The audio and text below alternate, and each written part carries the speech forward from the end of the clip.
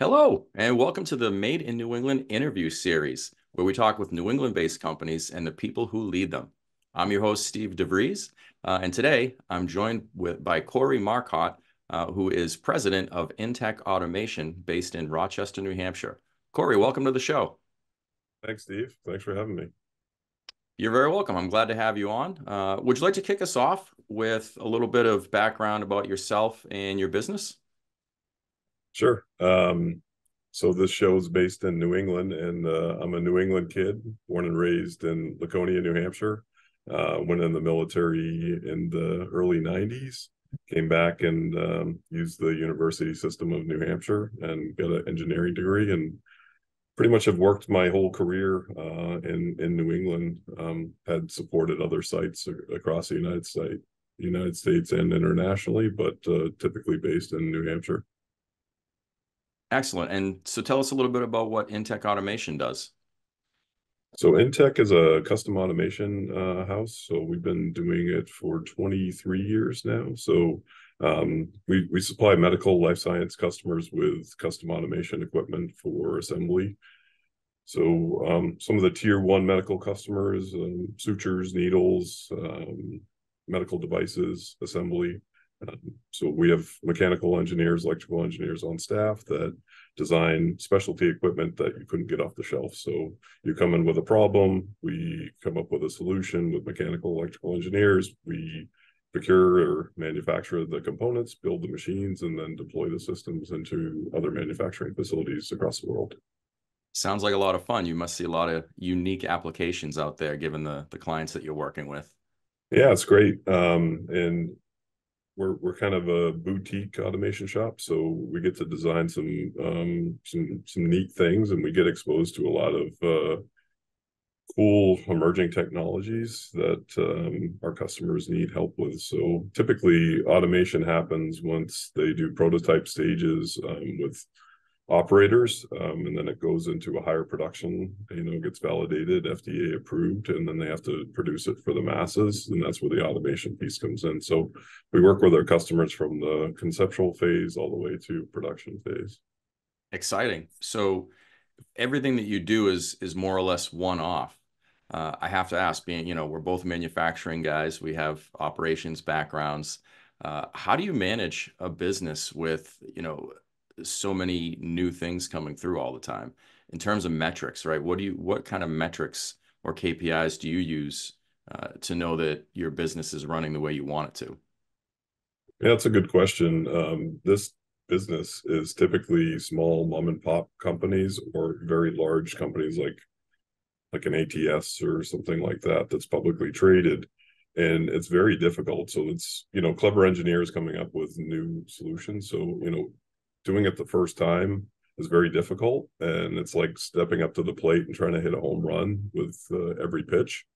It can be very costly. So I've been with the company 9 years now. So I started to develop some metrics where we were looking at, we'll conceptualize what the solution should be from a mechanical perspective. And what that means is, it needs a rotary table, it needs a platform, it needs a frame, it needs a robot, a vision system. Once we conceptualize that, we can build the machine to do the solution for the customer. We'll build out a bill of materials, and then we'll get a cost for that bill of materials. And over time, I've been collecting data throughout all the projects on direct labor, so assembling the machines, mechanical engineering hours, electrical engineering hours, and then cost of goods sold, that BOM cost. And we've created a unique formula for ourselves that we can extrapolate that. So depending on complexity and what the BOM cost is, we can forecast what the price needs to be. The biggest sale for us is sometimes it comes in more expensive than the customer needs. So another thing that we do on our side is, so Steve has an application, he has X amount of dollars, say it's, $100,000, and he has this list of, hey, I want the machine to do this, this, this, and this. You need $500,000 for your solution if you want to do all those things. What are the critical components? So I try to work with the customer up front and say, what's your ROI? What do you have that's critical for the operation?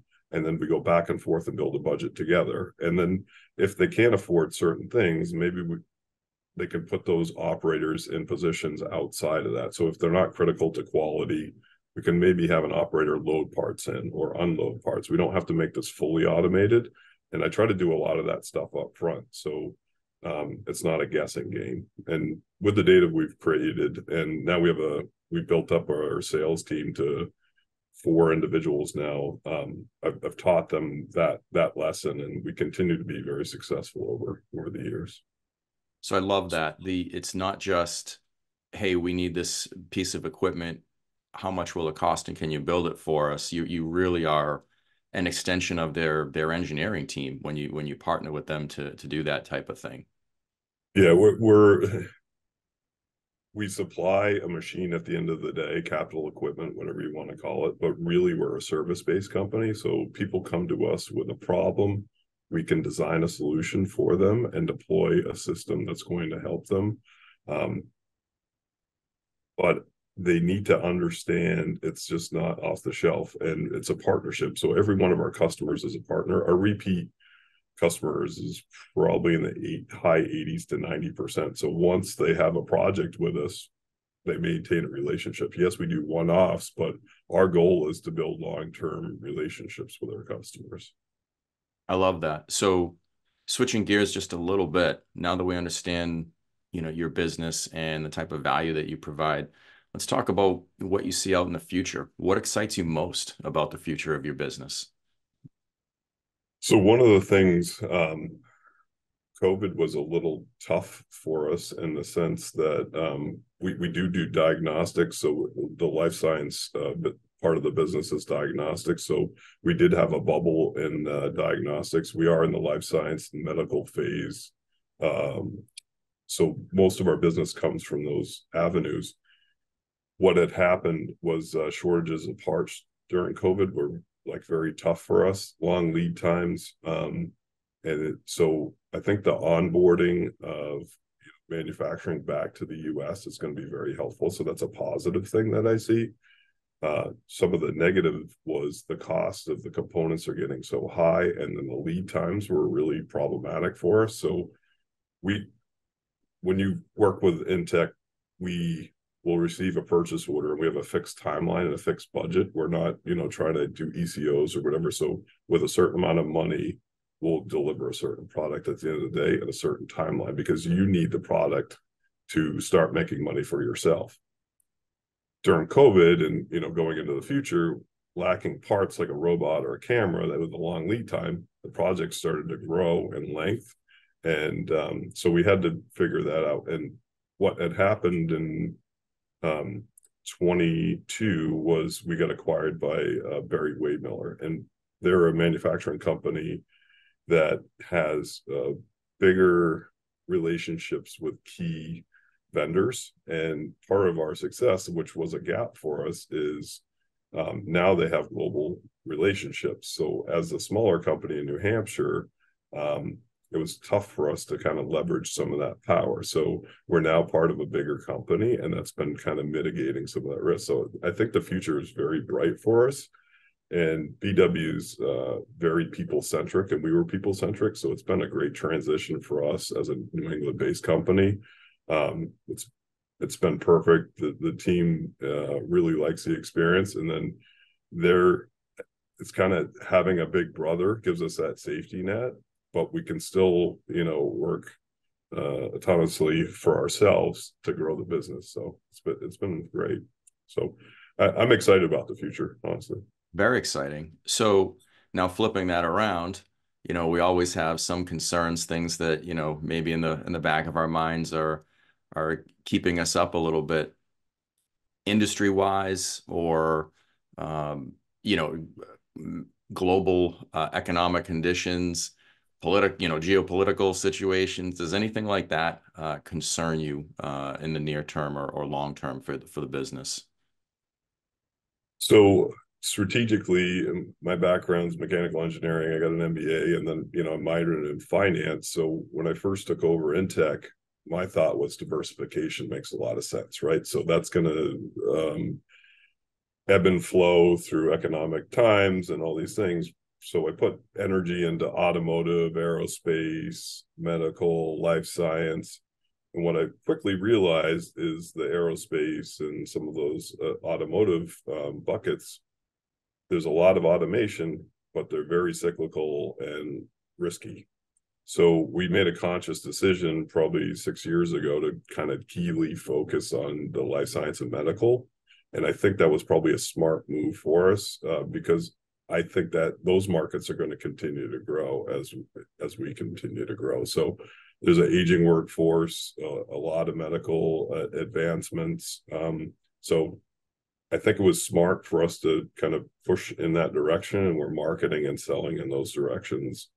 We also still like the high tech and emerging market industry because it's new, and it could be the lightning in the bottle. So we pay attention to some of those applications where we're going to potentially see some new growth, or we want to stay in touch with those emerging. So emerging markets, medical, life sciences, kind of our key industries that we're targeting. And I don't know, I feel pretty confident that those are going to continue to ramp in the right direction. Nice. You mentioned something I want to ask you about an aging workforce. So it sounds like you're employing primarily engineers, mechanical, electrical engineers, probably some people that are doing assembly Technicians as well. as Yeah. well. Do you have, I know a lot of business leaders have concerns about the workforce. Do you see any challenges with that in the future, or are you feeling pretty confident in what you're seeing for potential employees?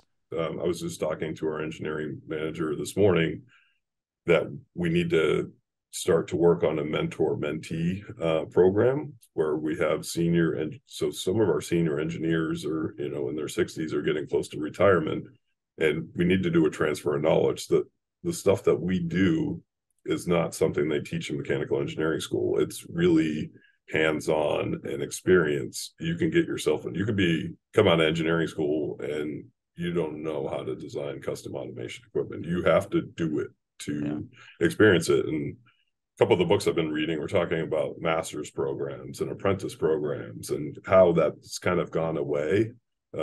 Historically, it's been the way of cobblers, machinists, all electricians, plumbers, these trades, but we're not doing a good job in manufacturing and engineering industries. So it's funny that you asked, but so what we've done is we worked with a couple of universities. We had 3 interns last summer from UNH.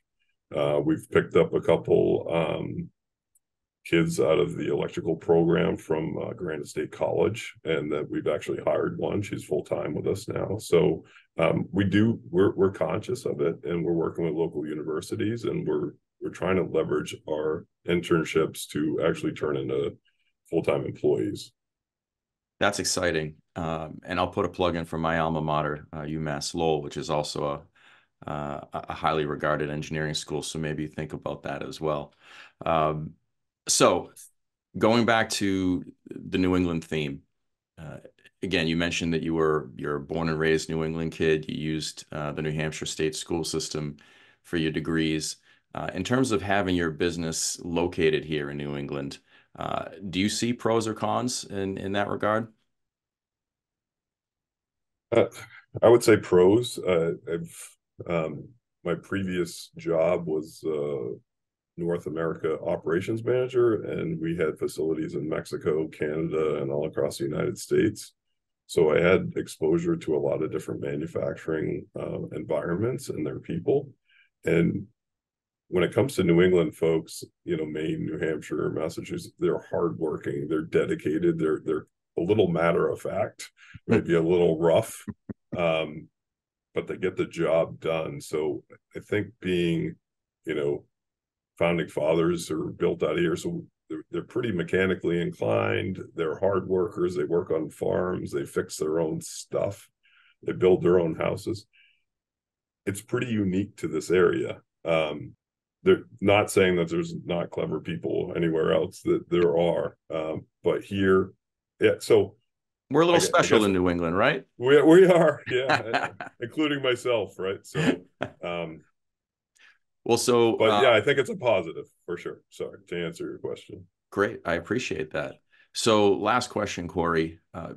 You got your engineering degree and worked your way up, and you've held senior level positions, now president of a major automation company here in New England.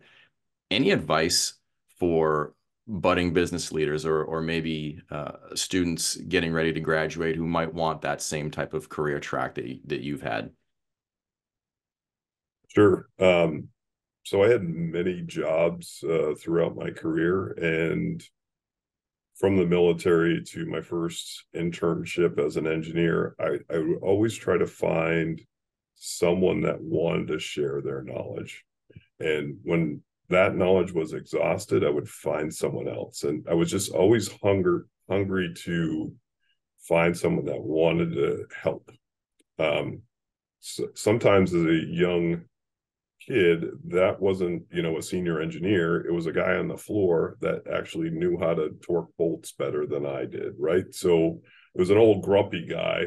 But if you went over and asked him a question, he'd be like, who's this kid, right? And then you kind of befriend them. Everybody's willing to offer what they know. So instead of being a kid coming out of engineering school thinking that you know everything, open your eyes, see who's the grumpy guy over in the corner that's doing a good job that you want to learn about welding or machining or and then once I got a lot of that stuff kind of locked down, I was looking at my career path and where I wanted to go. So I shifted from a smaller company, which I learned a lot of stuff at, but I was a little exhausted after 5 years on what I could get from the company. I was making a good salary. I liked the company, but I needed another challenge. So then I shifted over to Goss Heidelberg, where I knew they were doing everything from a large machine shop to building to field service. I wanted to get exposure to that stuff. So put yourself in situations that feel a little uncomfortable. And then when you get into those situations, ask questions. And the next move, I looked around and everybody that was managing engineering groups had an MBA. So how do you get an MBA? Where do you go? Can you do it? So then I started to look into opportunities like that, and then tuition reimbursement. I worked for a company that paid for my MBA through tuition reimbursement. So companies want young people that are eager to learn and grow. And I think if you have that growth mindset throughout your career, that's going to be your success. And don't expect it all in the beginning.